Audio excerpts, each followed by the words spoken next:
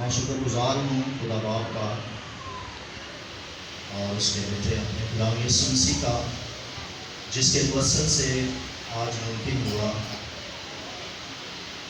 کہ آپ لوگوں کے بیچ میں چوتھا کلمہ بیان کیا جائے، اور یہ بائی موسم کی کاوش سے ممکن ہوا ہے، جس حال کہ میرے پاس رتی بھر بھی ٹائم نہیں تھا، تو خداوند نے ممکن کیا ہے۔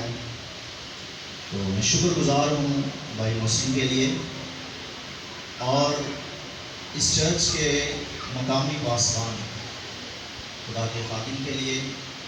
خداوند ان کو برکت دے اور اپنی خدمت کے لیے کثرت سے استعمال کرے۔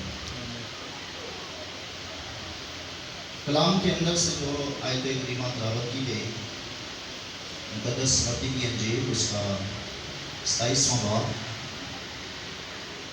اور 45ویں آیت سے یہ کلمہ ہے: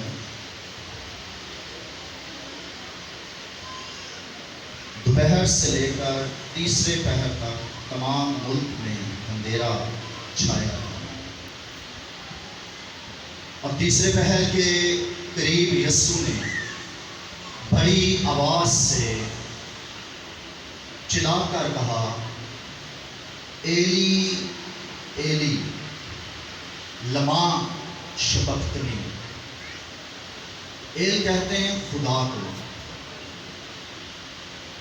اور عبرانی کے اندر اصول یہ ہے کہ جب یود یعنی چھوٹی یہ کسی بھی لفظ کے آگے لگ جاتی ہے تو اس کا مطلب ہو جاتا ہے میرا۔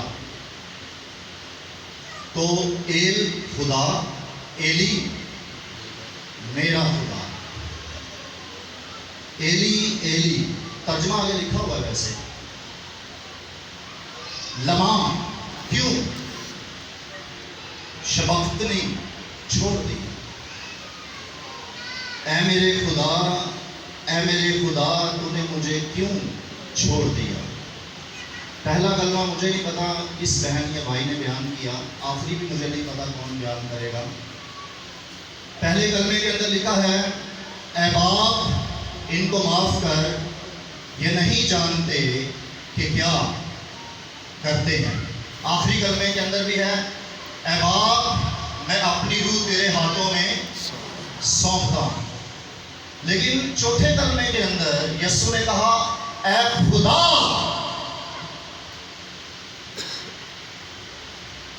پہلا کلمہ بھی اے باپ، آخری کلمہ بھی اے باپ، اے باپ، لیکن چوتھے کلمے کے اندر کیا جی؟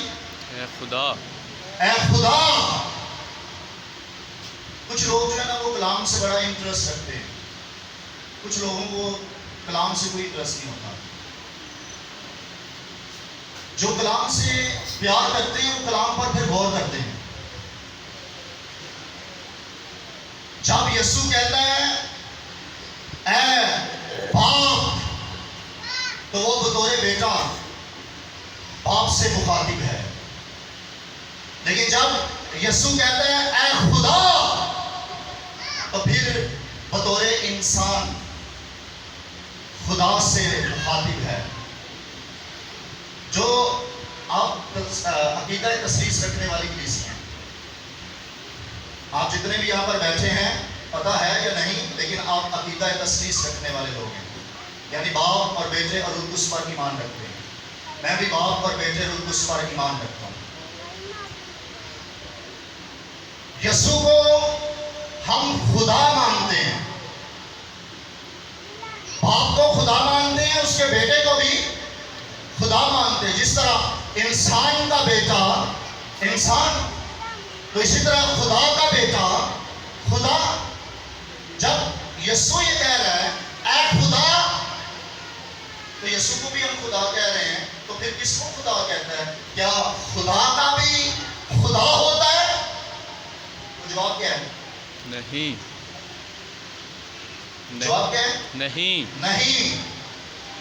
تو پھر یسوع نے یہوہ سے مخاطب ہوتے ہوئے، یہوہ سے بات کرتے ہوئے اے خدا کیوں کہا؟ جس طرح ہم یسوع کو الوہیت کے اعتبار سے خدا جانتے ہیں، اسی طرح یسوع کو بشریت کے اعتبار سے انسان جانتے ہیں۔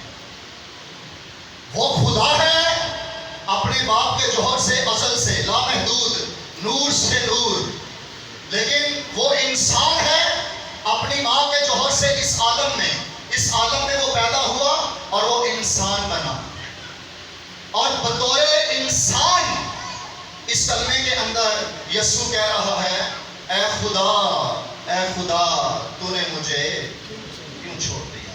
ورنہ میں نے ذکر کیا بطور خدا اگر یسوع کہتا اے خدا تو پھر کس خدا کو خدا کہتا؟ خدا کا خدا نہیں ہوتا، ہاں انسان کا خدا ہوتا ہے۔ تو بطور انسان ایک ورڈ ٹرم استعمال کر رہا ہوں، بشریت کے اعتبار سے یسوع نے یہوہ کو اے خدا کہا۔ اگلی بات ہے جی کیوں چھوڑ دیا؟ یہاں پر بڑے خیال ہے۔ باپ نے آگے سے آواز دی کہ میں نے تمہیں کس لیے چھوڑ دیا؟